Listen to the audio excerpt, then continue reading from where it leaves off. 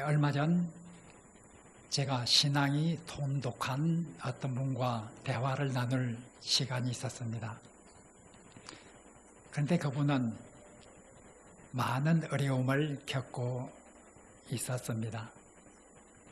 그런데 그분뿐만 아니라 그 언니도 어려움을 겪고 있었습니다. 그 언니가 그런 많은 시련이 닥쳐오자 신앙의 회의를 가지게 되었답니다. 그래서 그가 자기 언니에게 이런 시련이 닥쳐올지라도 믿음을 굳세게 하라고 하는 그런 메시지를 넣었다고 합니다. 그런데 그 언니로부터 메시지가 왔습니다. 다음과 같은 내용입니다. 내가 어려움을 당하는 것은 나는 이해를 할 수가 있다. 나는 신앙이 강하지도 않고 하나님의 뜻대로 살기 위해서 최선을 다하지도 않고 있기 때문에 내가 당하는 고난은 나는 받아들일 수가 있다. 근데 내가 받아들일 수 없는 것은 바로 동생 너의 고난이다. 나는 그렇게 하나님의 말씀대로 살기 위해서 노력하고 신앙적으로 살기 위해서 몸부림치고 있는데 왜 네가 그런 어려움을 당하고 있는지, 나는 네가 당하고 있는 어려움을 생각하면 나는 하나님의 살아계심과 하나님이 섭리하심을 쉽게 받아들일 수가 없다. 이런 문자 메시지였습니다. 세상을 보면 경건한 사람들이 시련을 받고 있는 이런 많은 경우를 봅니다. 하나님이 역사를 주관하시고 하나님께서 생사화복의 근원이시라고 하면 왜 하나님을 잘 믿는 그런 사람들에게 저런 어려움이 닥쳐오는가? 때로는 다른 사람들이 보기에도 이해가 되지 않는 것이 사실입니다. 그도 정말 자기가 겪고 있는 많은 어려움을 이야기하였습니다. 그리고 자기 언니에게 믿음을 굳세게 하라고 하는 그런 권유를 하였지만은 자기 자신도 너무나 하나님이 멀리 있는 것처럼 느껴진다.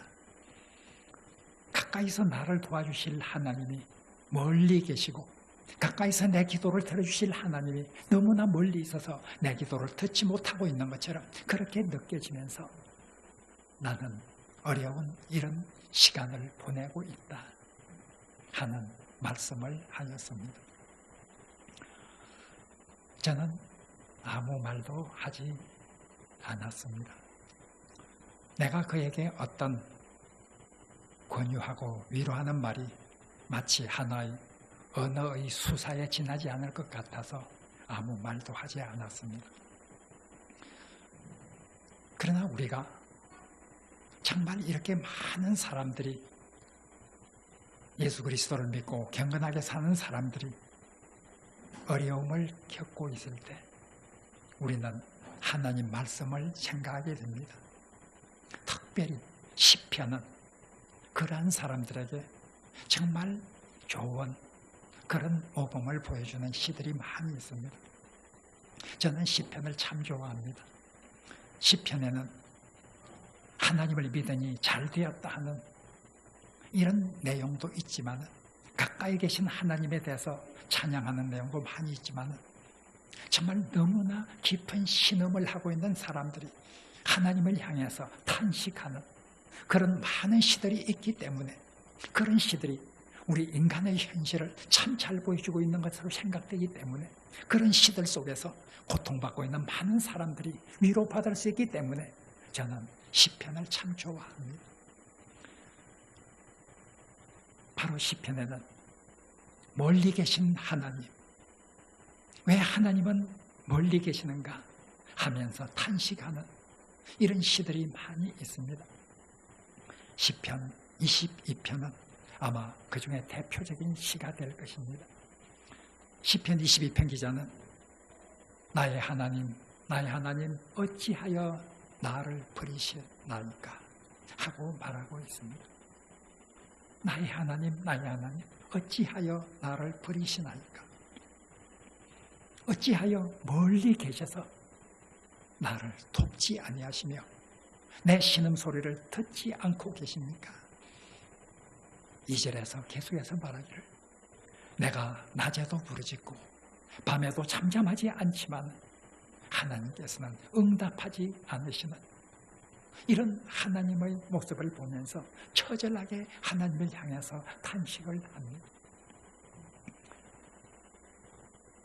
시편의 기자도 마찬가지입니다. 시편의 기자도 시편 1절을 다음과 같이 시작합니다. 왜 멀리 서 계십니까? 왜 나로부터 하나님은 멀리 서 계십니까? 왜 환난 날에 하나님께서 숨어 있습니까?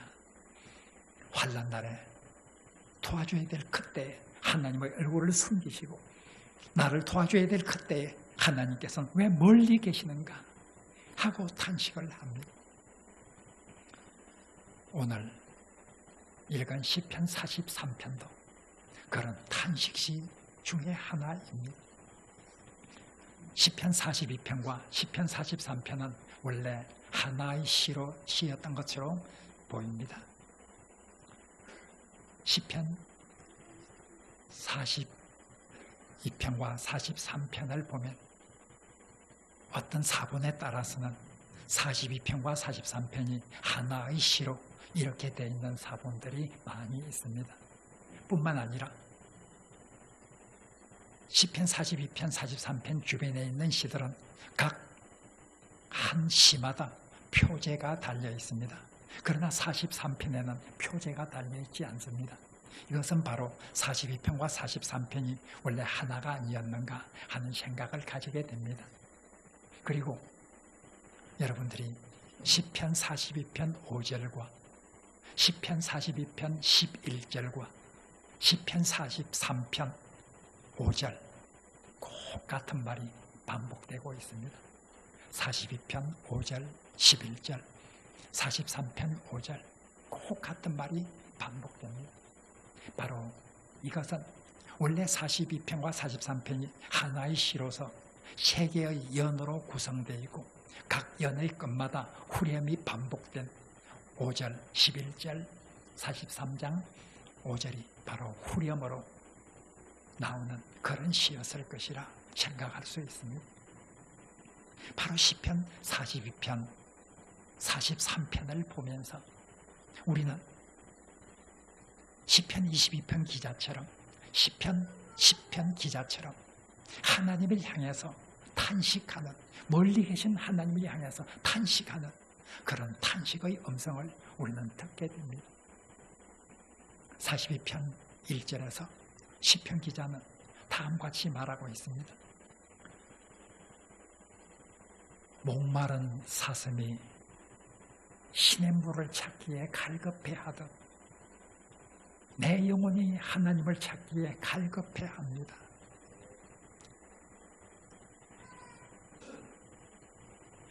목이 말라 헉헉거리는 사슴, 어디엔가 물을 찾아야 되어서 그 물을 찾기에 온갖 힘을 기울이고 있는 사슴, 그래도 물을 잘 발견할 수 없는 그런 안타까운 처지에 있는 사슴, 그 사슴의 처지가 나의 처지와 같습니다. 내가 하나님을 찾기 위해서, 내가 시련의 시간 동안에 나를 도와주실 하나님을 찾기 위해서 목마른 사슴이 신의 물을 찾아 헤매듯이 내가 하나님을 찾아 헤매지만 하나님은 보이지 않습니다 하면서 탄식을 합니다. 하나님이 보이지 않아서 탄식을 한다는 것입니다. 바로 이 하나님에 대해서 시편 기자는 이렇게 탄식을 하면서 왜 보이지 않는가? 시편 기자는 2절에서 언제 내가 하나님을 볼 수 있을까 도대체 언제가 되어야 하나님 나에게 나타나셔서 내가 하나님을 뵐 수 있겠습니까? 하고 말합니다. 바로 시편 43편에서 시편 기자는 하나님께 기도합니다. 그러나 기도의 내용에는 탄식이 절절히 담겨져 있습니다. 내가 나를 에워싸고 있는 원수, 나를 에워싸고 있는 간사하고 불의한 사람들, 나를 에워싸고 있는 정직하지 못한 사람들, 이들이 나를 둘러싸고 있는데, 내가 어려움을 당하고 있는데 하나님께서는 왜 나를 구원해 주지 않습니까? 하고 오늘 1절에서 구원해 달라고 하나님 앞에 애절하게 호소를 합니다. 2절에서는 이 시편 기자는 하나님이여 왜 어찌하여 나를 버리셨나이까? 시편 기자는 하나님이 나를 버리셨다, 나를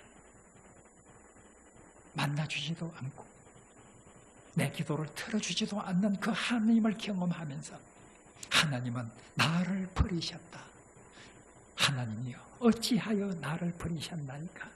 이렇게 고통 중에 하나님께 탄식을 합니다. 바로 이런 탄식의 상황, 우리 성도들이 살아가다 보면 한 번쯤은 부딪혀 오기도 할 것입니다. 어떤 분은 계속해서 부딪혀 오기도 할 것입니다. 우리의 삶은 항상 평탄하고 즐거운 것으로 가득 찬 그런 삶이 아니라 때로는 시련이 오고 때로는 고통의 순간이 오는 그런 삶이라는 것이 우리의 실존적인 모습입니다. 그럴 때 우리는 어떻게 해야 할까요? 그럴 때 이 시편 기자는 어떻게 했을까요? 오늘 본문을 보면 이렇게 탄식의 상황 속에서 시편 기자는 하나님을 철저히 신뢰를 하였습니다. 그 가운데서도 하나님을 믿었습니다. 오늘 시편을 보십시오. 이렇게 탄식을 하면서 누구에게 탄식을 하고 있습니까? 누구를 향해서 탄식을 하고 있습니까? 그것은 바로 하나님을 향해서 탄식을 하고 있습니다. 만약 하나님이 나를 영원토록 버리실 것이다, 그렇게 생각한다고 하면 하나님 앞에 나갈 필요가 없죠. 바로 하나님 앞에 나가서 탄식하고 있다는 것, 이것은 여전히 시편 기자가 하나님을 신뢰한다는 증거입니다. 하나님께 기도합니다. 오늘 43편 1절에서 4절은 하나님께 향한 기도입니다. 하나님이 완전히 나를 버렸다고 하면, 그래서 더 이상 내 기도를 들어주지 않고 더 이상 나를 만나주지 않는다고 하면 하나님을 향해서 기도할 필요가 있을까요? 내 기도를 들어주지 않는다고 하면 하나님 앞에 기도할 이유가 무엇이 있을까요? 바로 시편 기자는 하나님 앞에 기도하고 있습니다. 내 기도를 응답해 주지 않는다고 불평하지만 그러면서도 여전히 시편 기자는 하나님 앞에 나가서 기도하고 있습니다. 기도를 들어주지 않는 하나님이라고 불평하면서 기도를 그치는 것이 아니라, 기도를 포기하는 것이 아니라 여전히 하나님 앞에 나가서 기도를 하고 있는 시편 43편 기자를 우리는 볼 수 있습니다. 그는 도움을 구할 수가 없었습니다. 도움을 받지 못하고 있습니다. 그러나 시편 기자는 2절에서 나의 힘이 되신 하나님이라고 말하고 있습니다. 나의 힘이 되신 하나님. 내가 하나님부터 도움을 받지 못하고 이렇게 어려운 가운데 있지만 여전히 하나님은 나의 힘이 되신 하나님이라 하고 말하고 있습니다. 3절에서 보면 이 시편 기자는 주님의 빛과 주님의 진리로 나를 인도해 달라고 기도하고 있습니다. 캄캄한 절망 속에서 살아가는 이 시편 기자. 그러나 이 캄캄한 속에서도 하나님만이 나에게 빛을 줄 수 있을 뿐이라는 것을 믿기 때문에 하나님께서 빛과 진리를 통해서 나를 인도해 달라 하고 호소하고 있습니다. 바로 이러한 믿음. 참으로 멀리 계신 그런 하나님을 경험하면서 그래도 하나님께 대한 믿음을 버릴 수 없고 그래도 하나님께 대한 신뢰를 버릴 수가 없이 여전히 하나님께 나가서 탄식하고 하나님께 나가서 기도하고 하나님께 나가서 호소하는 이런 시편 기자의 모습은 우리가 어려움을 당할 때 어떻게 살아야 될 것인지를 잘 보여주고 있습니다. 예수 그리스도께서 바로 이와 같은 모범을 보여주셨습니다. 예수님께서 십자가에 달려 인간의 죄짐을 지고 돌아가셨을 때 하나님으로부터 버림을 받는 그런 어떤 자신의 경험을 하였습니다. 그래서 예수님께서는 엘리 엘리 라마 사박다니 나의 하나님 어찌하여 나를 버리시나이까 하면서 탄식을 하였습니다. 그러나 그 가운데서도 예수님은 여전히 하나님을 향해서 탄식을 합니다. 하나님을 향해서 나의 하나님이라고 부르고 있습니다. 그 예수님 마지막 숨을 거두면서 아버지 내 영혼을 아버지의 손에 부탁하나이다 하면서 숨을 거두셨습니다. 이런 예수님의 모습, 우리 신앙인들이 어려움을 당할 때 어떻게 해야 될 것인가를 잘 보여주고 있습니다. 이 시편 43편 기자는 어려움을 당할 때 그래도 하나님을 신뢰하는 여기에서 그치지 않고 더 나아가서 하나님을 찬양하겠다고 하는 결단에 이르게 됩니다. 참 놀라운 신앙입니다. 4절에 보면 그래서 이 시편 기자는 내가 수금으로 하나님을 찬양하겠습니다 하고 시편 기자는 말하고 있습니다. 나는 찬양을 하겠습니다. 내가 기쁨으로 나아갈 그때를 생각하며 하나님을 찬양하겠습니다. 수금으로 하나님을 찬양하겠습니다 하고 말합니다. 5절에서 계속해서 말합니다. 내 영혼아 어찌하여 내가 낙심하며 내 속에서 불안해하는가. 너는 하나님께 소망을 두라. 하나님께 소망. 여전히 어려운 상황 속에서 낙심하지 말고 하나님을 향하여 소망을 가지라고 자기 영혼을 향해서 격려를 합니다. 그리고 바로 마지막 부분에서 말합니다.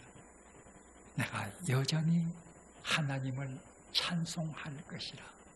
내가 여전히 하나님을 찬송할 것이라 하고 말합니다.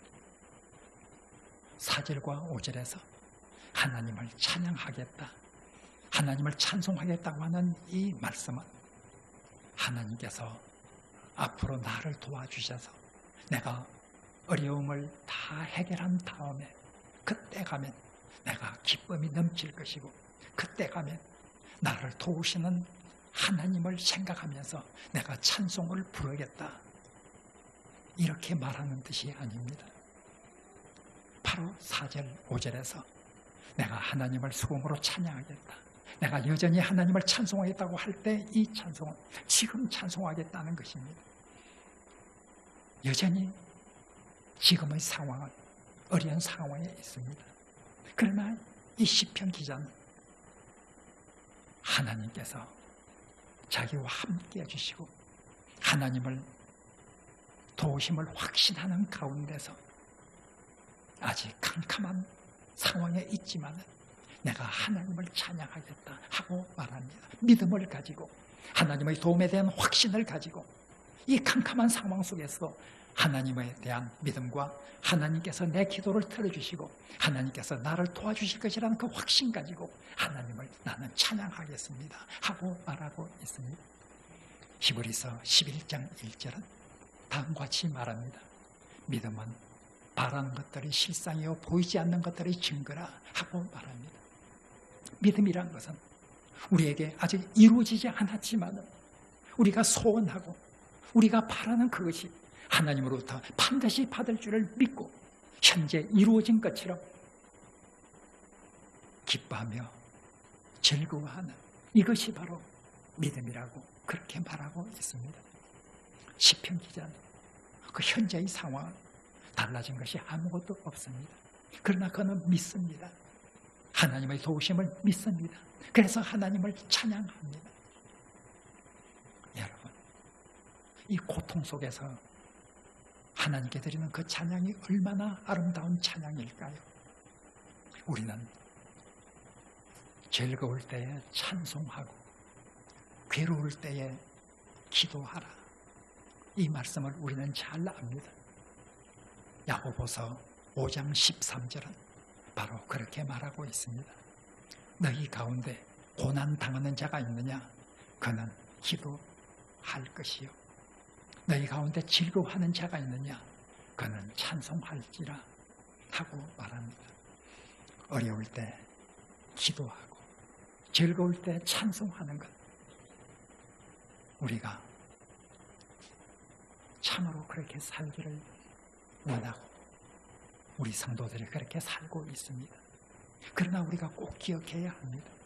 찬송은 즐거울 때만 하는 것은 결코 아닙니다. 오늘 시편 43편 기자는 어려운 상황 속에서도 믿음을 가지고 하나님을 찬양하겠다고 다짐을 합니다. 찬양, 즐거울 때 하는 찬양보다 고난 가운데서 하나님을 향한 찬양이 하나님 보시기에 얼마나 아름다울까요? 여러분 상상해 보십시오. 하나님께서 사람의 찬송을 듣고 있는데, 성도의 찬양을 듣고 있는데, 즐거운 가운데서 찬양하고 있는 그 찬양과 고난 가운데서 하나님을 힘있게 찬양하는 그 찬양, 하나님은 어떻게 받으시겠습니까? 고난 가운데서 하는 찬양 힘이 있습니다. 하늘 보좌를 움직일 수 있습니다.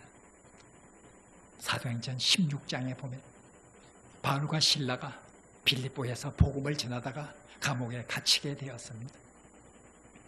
그런데 그 감옥에 가둬져서 한밤중에 바울과 실라는 기도하고 찬송을 하였습니다.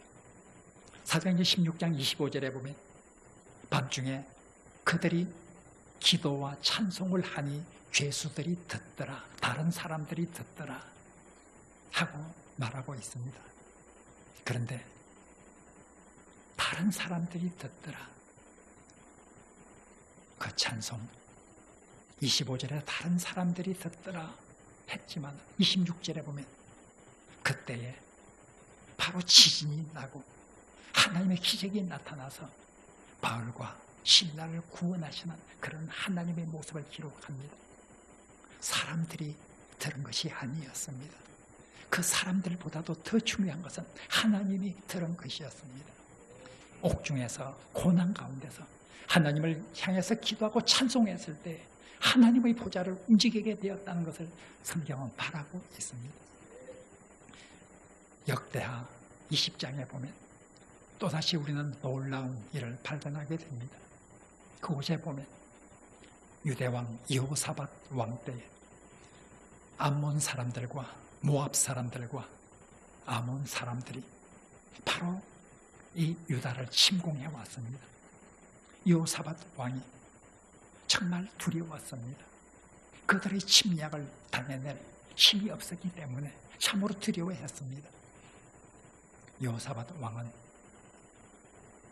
바로 놀라운 믿음의 일을 행하였습니다.